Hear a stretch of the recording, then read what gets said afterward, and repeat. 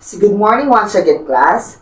So I will be discussing the remaining two states of matter, which is the liquid and the gas. So first we discuss is liquid. So what is liquid? So a liquid is a state of matter that has a definite volume but no fixed shape. So technically speaking, or in other words, no, a liquid takes the shape on its container. Also, liquid consists of atoms or molecules that are loosely connected by intermolecular bonds. As you can see here in the container or the container here, and here the circle represents its particles, liquid particles. As you can see here, no, they are loosely interconnected. They are not they are not the same as this solid. And also liquids have surface tensions so they can wet surfaces. No? Every time that we spill some water in the any kind of object, no, it can wet. That's why, because they have a surface tension. Okay. Now I have example here of a liquid. So first is water, the basic one. As you can see here, as just like what I said, no, a liquid takes shape on its container. As you can see here, we know that glass of cup is a solid. So it can be shaped if the liquid can be shaped of this solid glass. The next one is oil. We know that oil is liquid. It can also be formed because we know that liquid has no shape. It depends on its container. So this is the container.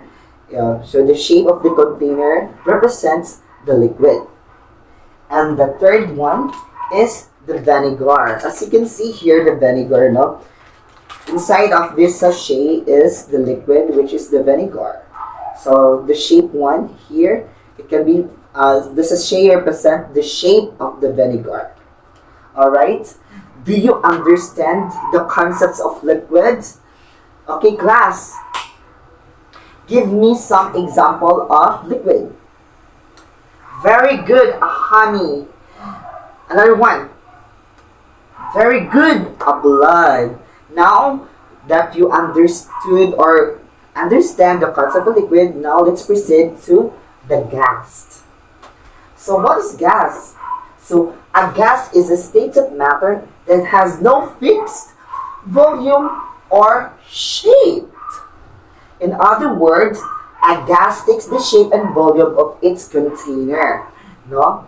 The particles in a gas are more distant to each other than in liquids or solid. As you can see here, because here in this container, you can see that the particles of the gas is away from each other. Because that's how it be and how it works.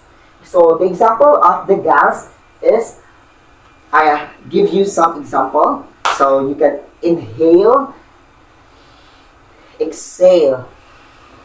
When you breathe out, you breathe some oxygen, and when you breathe in, rather, you breathe oxygen from your body to your lungs, and then when you breathe out, you release the oxygen. So the oxygen itself is a gas. And also helium.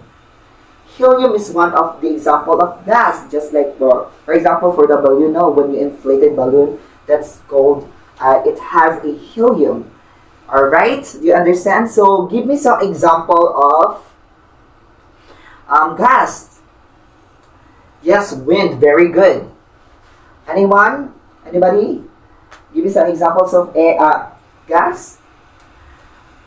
Yes, in natural gas, just wind, okay, very good. Nitrogen, yes, very good. Another one. Okay, water vapor, very good. Since you know now the idea or the concept of matters and its three phases of matter.